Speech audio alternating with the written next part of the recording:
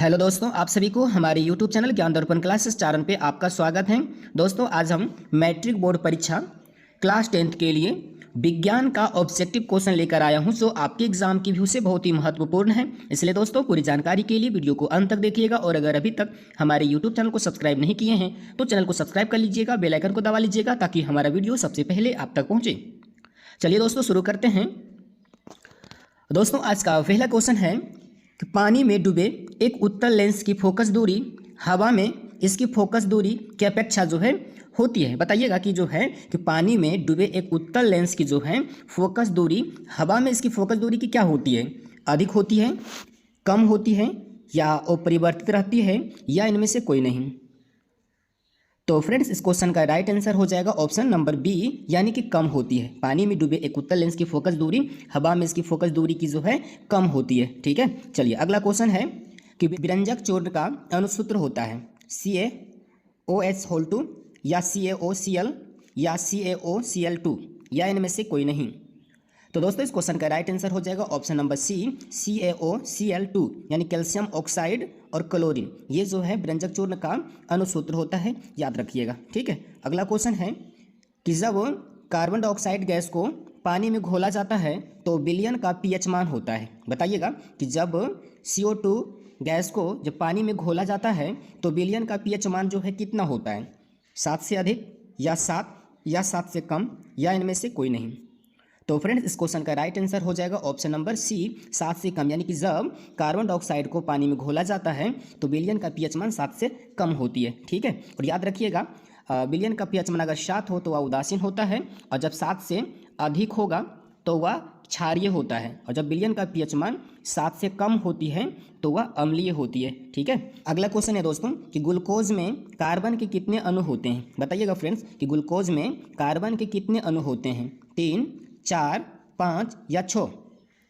तो फ्रेंड्स, इस क्वेश्चन का राइट आंसर हो जाएगा ऑप्शन नंबर डी, 6, यानी कि ग्लूकोज में जो कार्बन के 6 अणु होते हैं, क्योंकि ग्लूकोज का अणुसूत्र होता है C6H12O6। ठीक है, या जो है ग्लूकोज का अणुसूत्र होता है। तो इसमें देखिए कि कार्बन का जो 6 अणु है और जो हाइड्रोजन का भी इसमें 12 है और ऑक्सीजन का 6 है। यानी अगर ऑक्सीजन पूछेगा कि ग्लूकोज में ऑक्सीजन के जो है कितने अणु हैं तो ये भी 6 हो जाएगा, और अगर हाइड्रोजन का पूछेगा तो 12 हो जाएगा। लेकिन इसमें जो कार्बन का पूछा गया तो कार्बन का कितना हो जाएगा, 6 अणु हो जाएगा। इसका राइट आंसर होगा ऑप्शन डी। ठीक है, चलिए अगला क्वेश्चन है कि निर्वात में प्रकाश की चाल है। बताइएगा फ्रेंड्स कि निर्वात में जो है प्रकाश की चाल कितनी होती है।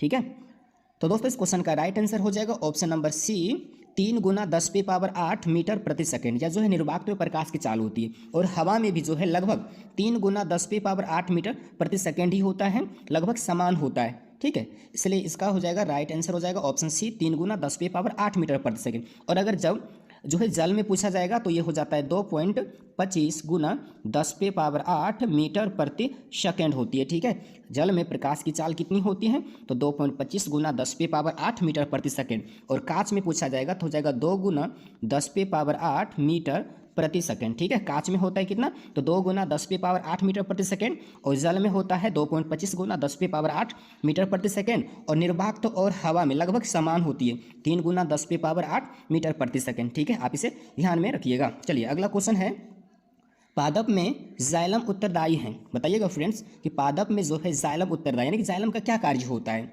जल का वहन करना या भोजन का पाचन, अमीनो अम्ल का वहन या ऑक्सीजन का वहन। तो फ्रेंड, इस क्वेश्चन का राइट आंसर हो जाएगा ऑप्शन नंबर ए हो जाएगा, जल का वहन। यानी कि जो है पादप में यानी कि पेड़ पौधा में जो है जाइलम जो है जल को ले जाने का काम करता है। इसलिए दोस्तों, इस क्वेश्चन का राइट आंसर हो जाएगा क्या, जल का वहन, यानी कि जल को ले जाने का काम करना। ठीक है, और इसमें एक होता है फ्लोएम, फ्लोएम जो है भोजन को ले जाने का काम करता है, ये भी आप लोग ध्यान में रखिएगा। ठीक है, चलिए अगला क्वेश्चन है कि निम्नलिखित में किसे कोशिका का ऊर्जा मुद्रा के रूप में जाना जाता है। तो दोस्तों, इस क्वेश्चन का राइट आंसर हो जाएगा ऑप्शन बी, ATP। ठीक है, एडिनोसाइन ट्राइफॉस्फेट। ठीक है, ये जो है कोशिका का जो है ऊर्जा मुद्रा कहा जाता है ATP को। ठीक है दोस्तों, इसलिए इस क्वेश्चन का राइट आंसर क्या हो जाएगा तो ऑप्शन नंबर बी हो जाएगा। ठीक है, चलिए अगला क्वेश्चन है, पत्तियों में गैसों का आदान प्रदान कहाँ होता है। बताइएगा फ्रेंड्स कि पत्तियों में गैसों का आदान प्रदान जो है कहाँ से होता है, सीरा से होता है या रंध्र या मध्य सीरा या इनमें से कोई नहीं। तो दोस्तों इस क्वेश्चन का राइट आंसर हो जाएगा ऑप्शन नंबर बी, रंध्र से। ठीक है, और इसे जो है अस्टोमाटा भी कहा जाता है, इसे भी ध्यान में रखिएगा। ये जो है मोस्ट वीवीआई ऑब्जेक्टिव क्वेश्चन है दोस्तों, इसे आप लोग याद रखिएगा। ठीक है, कि पत्तियों में गैसों का आदान प्रदान कहाँ से होती है, तो रंध्र से होती है। ठीक है, चलिए अगला क्वेश्चन है, हृदय से रक्त को संपूर्ण शरीर में पंप किया जाता है। बताइएगा कि हृदय से रक्त को संपूर्ण शरीर में जो है किसके द्वारा पंप किया जाता है, फेफड़ों द्वारा या निलय द्वारा या अलिन द्वारा या इनमें सभी। तो दोस्तों इस क्वेश्चन का राइट आंसर होगा ऑप्शन नंबर बी, निलय द्वारा, यानी कि हृदय से जो है रक्त को संपूर्ण शरीर में निलय के द्वारा जो है पंप किया जाता है, यानी कि भेजा जाता है। ठीक है, आप लोग ध्यान में रखिएगा कि हृदय से रक्त को जो है संपूर्ण शरीर में पंप किया जाता है, किसके द्वारा, तो निलय के द्वारा हो जाएगा। ठीक है, चलिए अगला क्वेश्चन है कि कौन सा पादप हार्मोन पत्तियों के मुरझाने के लिए उत्तरदायी है। बताइएगा फ्रेंड्स कि कौन सा पादप हार्मोन पत्तियों के मुरझाने के लिए उत्तरदायी है। ऑप्शन ए है ऑक्सिन, और ऑप्शन बी है साइटोकाइनिन, और ऑप्शन सी क्या है, एब्सिसिक अम्ल, और ऑप्शन डी है जिब्रेलिन हार्मोन्स। तो फ्रेंड्स इस क्वेश्चन का राइट आंसर हो जाएगा ऑप्शन नंबर सी, एब्सिसिक अम्ल, या जो है पत्तियों को मुरझाने में जो है उत्तरदायी होती हैं, जबकि ऑक्सिन हो गया, साइटोकाइन हो गया, जिब्रेलिन हो गया, ये सब जो है पादप में वृद्धि से संबंधित हैं, और ये एब्सिसिक अम्ल जो है या पत्तियों को मुरझाने का काम करती है। ठीक है, अगला क्वेश्चन है दोस्तों कि जड़ का अधोगामी वृद्धि है। बताइएगा दोस्तों कि जड़ का अधोगामी वृद्धि है, प्रकाशानुवर्तन, गुरुत्वानुवर्तन, जलानुवर्तन या रसायनुवर्तन।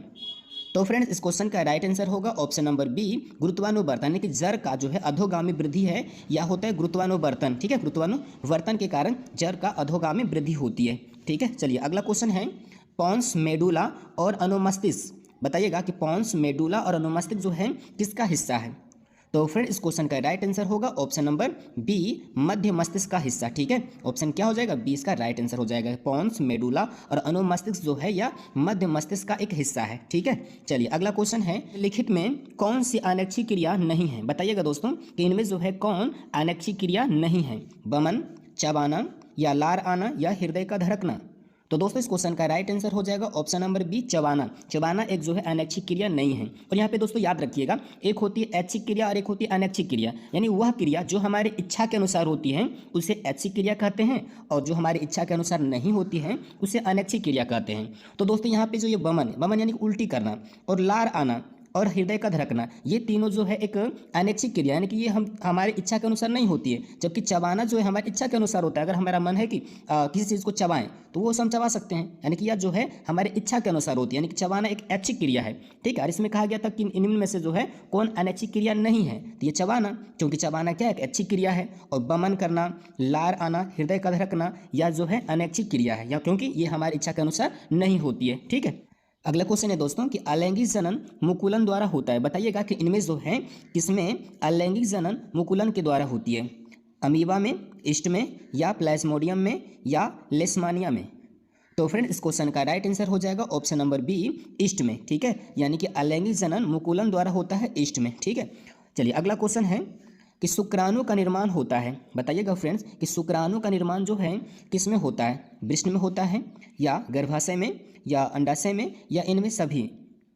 तो फ्रेंड इस क्वेश्चन का राइट आंसर हो जाएगा ऑप्शन नंबर ए, वृष्ण में, यानी कि शुक्राणु का निर्माण कहाँ पे होता है, तो वृष्ण में होती है। ठीक है, जबकि अंडाणु का निर्माण कहाँ होता है, तो याद रखिएगा अंडाशय में, यानी कि अंडाणु का निर्माण कहाँ होता है, तो याद रखिएगा अंडाशय में। और जब शुक्राणु कहा जाएगा कि शुक्राणु का निर्माण कहाँ पे होता है, तो ये हो जाएगा वृष्ण में हो जाएगा। ठीक है, चलिए अगला क्वेश्चन है कि पुष्प का कौन सा भाग फल बनता है। बताइएगा फ्रेंड्स कि पुष्प का यानी कि फूल का कौन सा भाग जो है फल बनता है, परागकोश, वर्तिकाग्र, वर्तिका या अंडाशय।